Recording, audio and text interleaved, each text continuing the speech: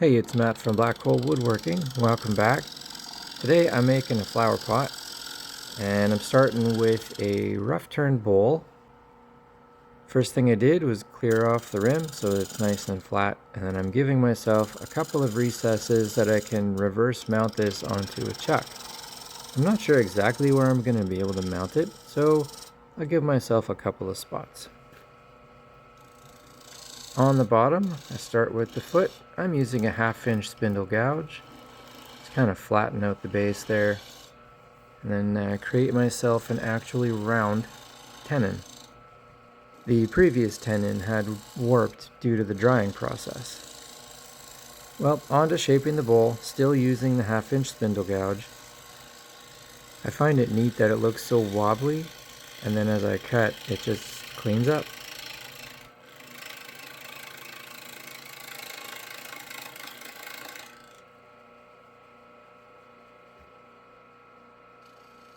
Here I'm using a shear cut. I'm using the point of the tool and just to the right of the point to get that really clean cut.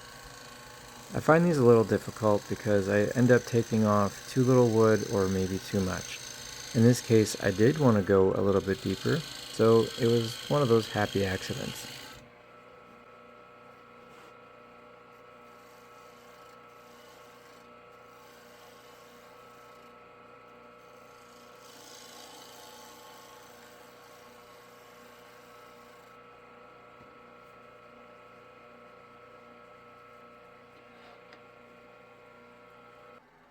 Here's a better view of that shear cut.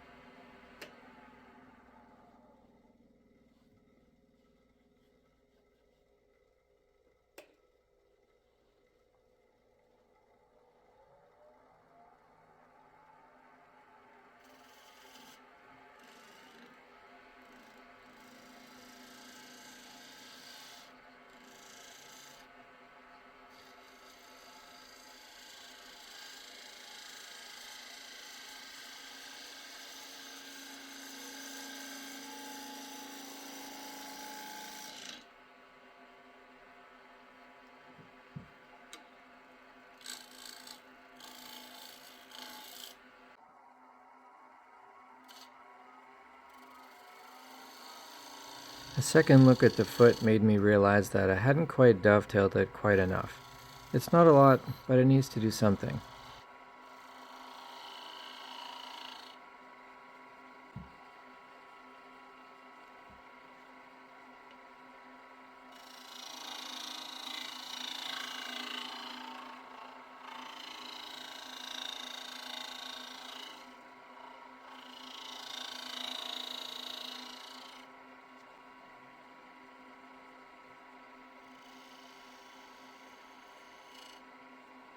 My finishing process is really simple.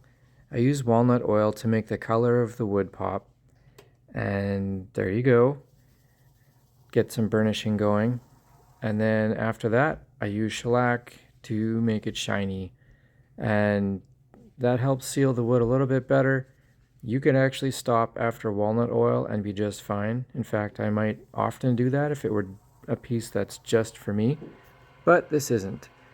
So this is what it looks like after shellac, and then I would add beeswax to the walnut oil usually, or of course in this case to the top of the shellac, and that gives it a little bit of extra protection and looks really nice.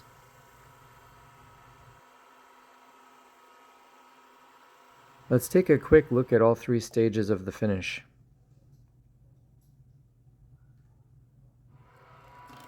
On to the inside, using a 1/2 inch bowl gouge.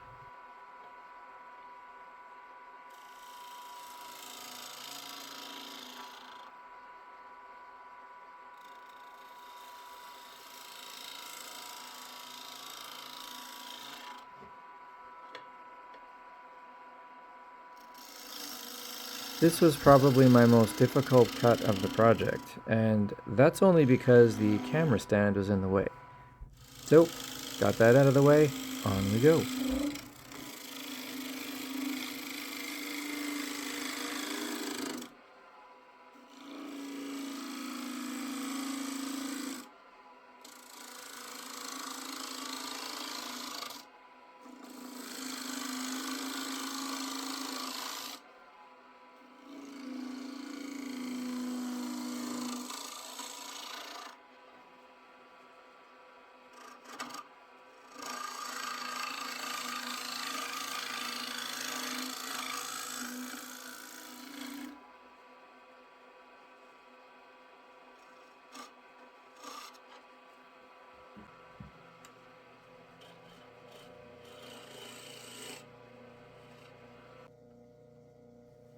For the inside bottom of the bowl, I tend to use scrapers, and I have to get my tool rest inside a little bit because I need a little more support in there.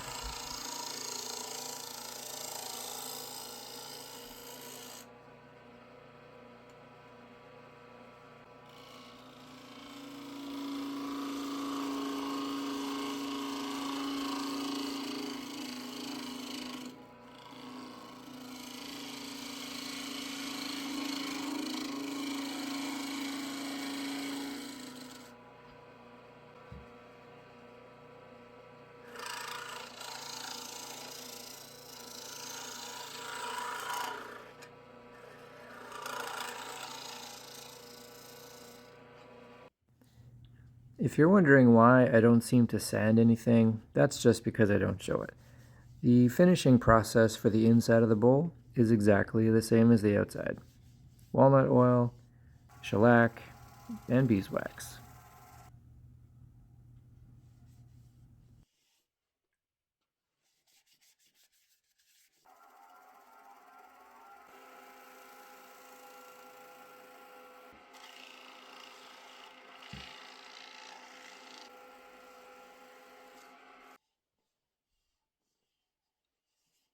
Just when you feel you're done the bowl, you remember that you have to clean up the tenon.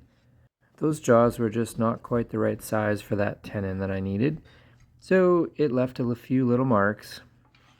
So I'm going to use a sacrificial piece to pin the bowl to my little flat board, and away we go. So this me doesn't yet know there's a problem. Future me does.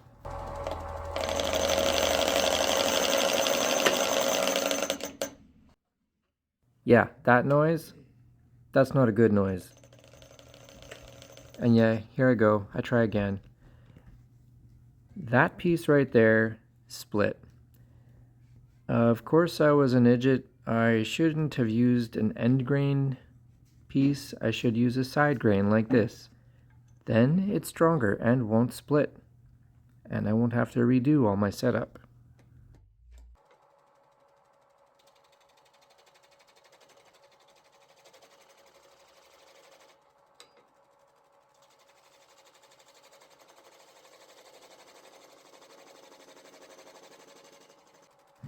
So I'm being really slow and careful here because I don't want to push the piece off center. So just requires a little extra care.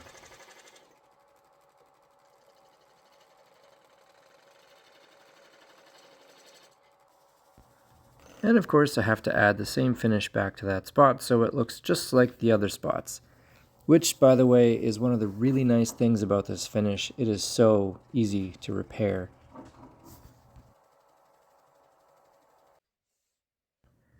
Ah, finally done. Now it's time to go steal a decoration from my wife in a place where it's hard to reach, so I can make this look pretty. I hope you enjoyed the video. Thanks for sticking around and watching. Feel free to leave me a comment, I read them all, and I will see you guys in the next video.